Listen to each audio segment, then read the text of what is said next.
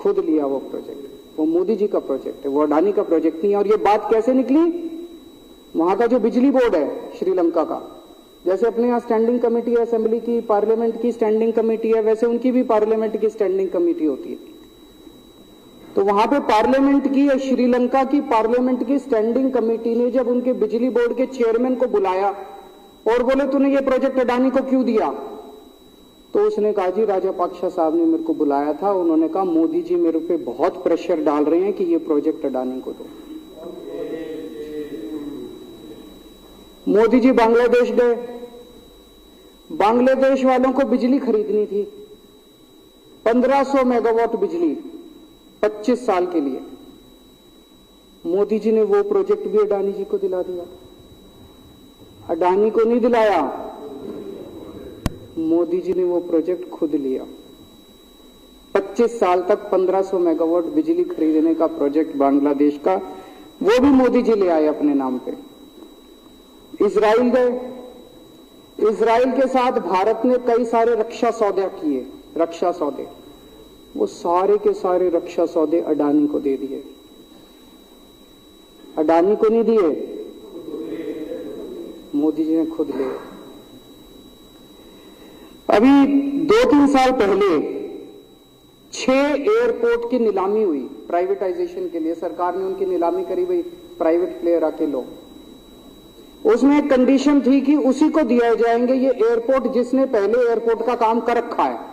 हर सरकारी ठेके में होती है, हम सड़क बनाते हैं, कहते हैं भाई सड़क, जिसको ठेकेदार को सड़क बनाने का एक्सपीरियंस है उसी को दिया जाएगा। हम बिल्डिंग बनाते हैं, हम कहते हैं भाई ये पानी के वाटर ट्रीटमेंट प्लांट लगाते हैं, हम कहते हैं भाई जिसने WTP वाटर ट्रीटमेंट प्लांट इतने लगा रखे हैं उसी को दिया जाएगा। हम सीवेज ट्रीटमेंट प्लांट बनाते हैं, हम कहते हैं जिसको 20 साल का एक्सपीरियंस है, 15 साल का है, उसी को। इसमें भी ये कंडीशन थी कि जिसने इतने साल तक एयरपोर्ट चलाने का काम कर रखा उसी को दिया जाएगा। अब अडानी ने तो कर नहीं, मोदी जी ने तो कर नहीं रखा था, अडानी ने तो कर नहीं रखा था, तो क्या करते? आखिरी मोमेंट पे वो कंडीशन हटा दी गई, बोले कोई एक्सपीरियंस की जरूरत नहीं है। 6 एयरपोर्ट नीलामी पे थे, 6 के 6 एयरपोर्ट अडानी को दे दिए, अडानी को नहीं दिए। मोदी जी ने वो खुद 6 के 6 एयरपोर्ट खुद अपने नाम कर लिए। आज 2021 नवंबर में एयरपोर्ट टेक ओवर किए, 2023 1.5 साल हुआ है।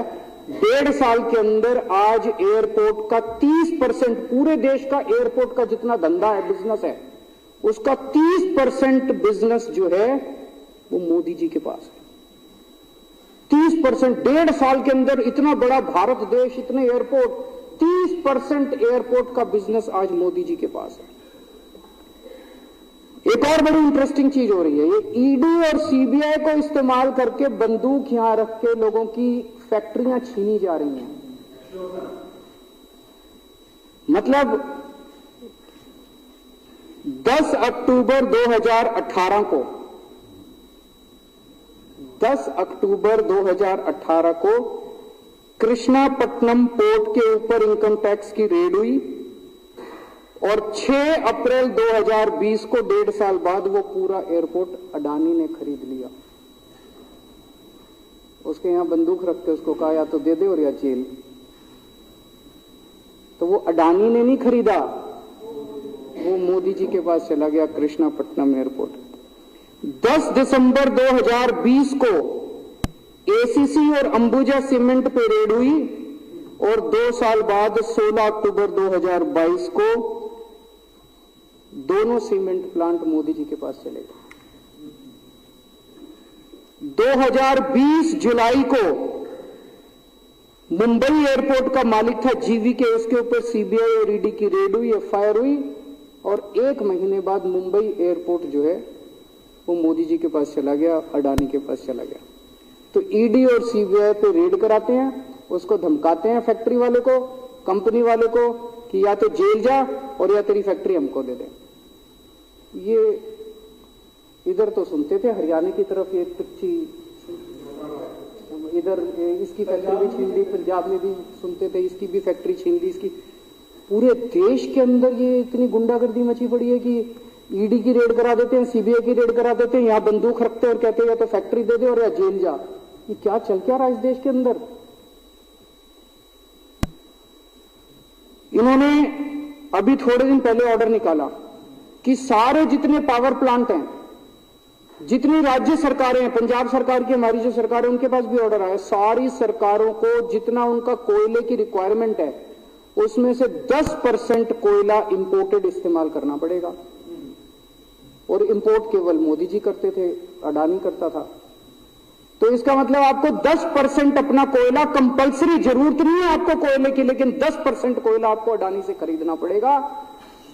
हमारे देश का कोयला 2000 रुपए टन है, इंपोर्टेड कोयला 20,000 रुपए टन है। 10 गुना दाम के ऊपर आपको अडानी से, यानी कि मोदी जी से कोयला खरीदना पड़ेगा।